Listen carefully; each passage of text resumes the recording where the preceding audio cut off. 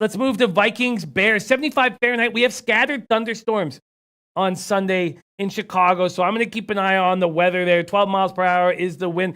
This is a really, really low total. We have a couple very low totals, and this is the first one on the board. 38, open at 38, still at 38. Some 38.5s have found their way onto the board. Chicago opened up at -3. It's now 2.5s. There is a 3 at plus 100 at Bovada, if that interests you. Both quarterbacks have been terrible, and both defenses have been great. Bears best D in the league. Cousins is bad, but he's not going to make the same mistakes that Case Keenum made. I'd be shocked to see. I mean, I know that he can be a little out of control, but Case Keenum was ludicrous. You just can't do that against a Bears defense. Dalvin Cook is very good. He's very good. He may be the third best running back in the league after Zeke and Saquon. Is this a spot where the Vikings upset? Do you think the Vikings have a chance to upset Chicago at home? But as soon as you say that, then you remember what Cousins' record is against winning teams. It's just terrible. Donnie RightSide, Vikings, Bears. Yeah, I mean, taking a look at this, it's simple to me. It's just a home field advantage. If this was a game that was played in Minnesota, Jimmy, I would really like Minnesota. But the fact that it's not in Minnesota, that defense is going to force Kirk Cousins into mistakes. They're a little bit banged up at wide receiver. Not their two top guns, out on the edges with Stephon Diggs and also Adam Thielen. But the third and the fourth wide receiver both went down. Dalvin Cook is a great running back. He's a big difference maker. Let's not forget, you have some of the fastest linebackers on the planet playing for Chicago. They're going to have the advantage in this football game.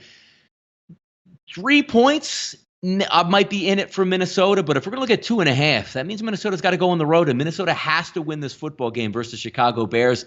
I just can't wrap my head around it just yet. If we're getting good quarterback play, and again, last night the Bears put up some points, but still looking at overall quarterback play out of Maserati Mitch, it just doesn't give me a lot of pause to say he can go out and win a football game. This is one of these games, Jimmy, 425. I'm going to sit back, watch it, and really enjoy it. But if you're asking me early in the week, this is a straight-up coin flip for me because can I see Kirk Cousins 14 of 27 for 160 and 2 interceptions and looking befuddled? Yes. But you know what I can also see? Mitchell Trubisky doing the same thing.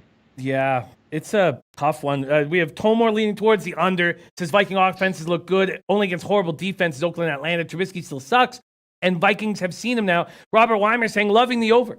Turnover special from second cousins here, and Truba Bear will chime in as well. Cormino said, I'd lean Vikings, but Cousins 5 and 23 against teams above 500. Let's see what Brody said. Brody says, Vikings are the most undervalued team in the books. I feel like you have to lean Vikings +3. Everyone talking about the Chicago defense, but let's not forget how great the Vikings defense is. And Dennis Garcia says, I want to take Mini, but watching the Week 17 game against Chicago, where Chicago didn't try, and it was a win, and you're in for Mini. Mini playing so bad is stuck in his head. And Larry Savage says Vikings win. Bears offense is so bad. Knuffleshun says Bears offense sucks. And Walla Walla Dose says I would tease Minnesota. Walla Walla Dose liking the Vikes and the points.